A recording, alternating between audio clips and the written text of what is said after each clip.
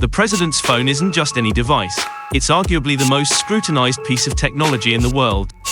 In today's hyper-connected era, where nearly every aspect of life is intertwined with technology, even the leader of the free world isn't exempt from the pull of a smartphone. The truth is, much of modern governance happens through these devices, phones that have become as indispensable as they are vulnerable.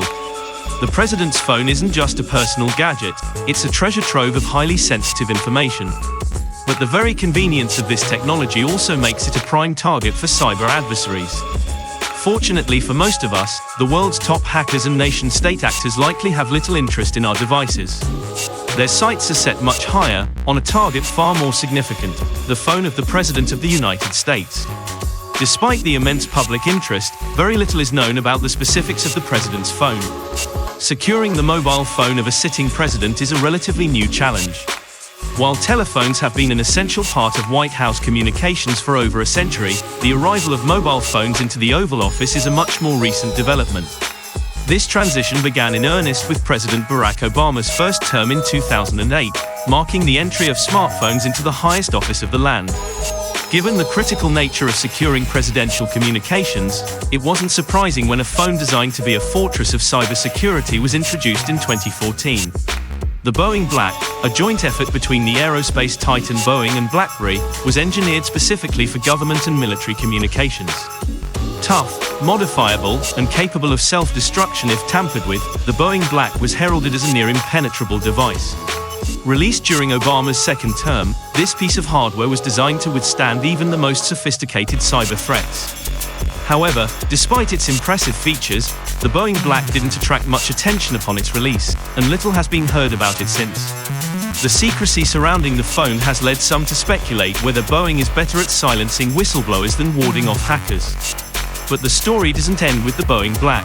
No matter how secure a device might be, its efficacy is only as strong as the ecosystem around it. Presidents, despite their stature, are still human and prone to the same temptations as the rest of us. When smartphones became ubiquitous, many presidents were eager to embrace the latest technology, often bringing personal devices into the Oval Office. President Obama, despite the development of the Boeing Black, famously clung to his old BlackBerry, even after it was heavily modified for security. The modifications were so extensive that his iPad, dubbed the Obama Pad, had its internet connection severed, rendering it nearly as functional as a child's play tablet. This trend only grew more pronounced with President Donald Trump. Finding the cybersecurity protocols of the office too restrictive, Trump chose to use multiple personal iPhones with questionable security standards.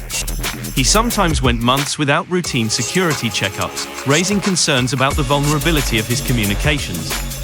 In 2020, it was reported that Trump's Twitter account was hacked by a Dutchman who allegedly guessed the president's password, an event both Twitter and the White House denied, despite claims from the hacking team.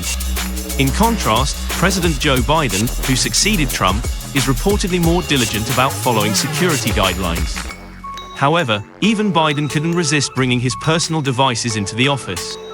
His modern preferences include an Apple Watch and a Peloton exercise bike, both of which have been modified to meet security standards.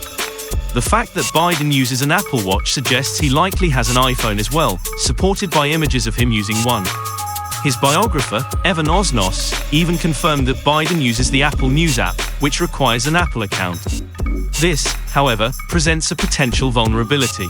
Apple devices, despite their reputation for security, have been hacked before, especially through zero-day vulnerabilities. These are security flaws that are exploited before the software's developer has a chance to fix them. While the risk may seem minimal, it's a loophole that could be exploited by the most determined adversaries. The question remains, have any presidents been hacked through their personal devices? So far, the answer appears to be no, at least for US presidents. However, some high-ranking European politicians haven't been so lucky. In 2021, French President Emmanuel Macron was targeted by Pegasus spyware, forcing him to change his phone. Pegasus is not just any spyware, it's a sophisticated tool capable of infiltrating both Android and iOS devices. Its use against world leaders has drawn widespread criticism, yet it continues to be a potent tool in cyber espionage. Even before European leaders were targeted, another high-profile case made headlines in the US when Amazon founder Jeff Bezos fell victim to a spyware attack. In a world where cybersecurity threats are ever evolving, the president's phone stands as both a symbol of power and a potential vulnerability.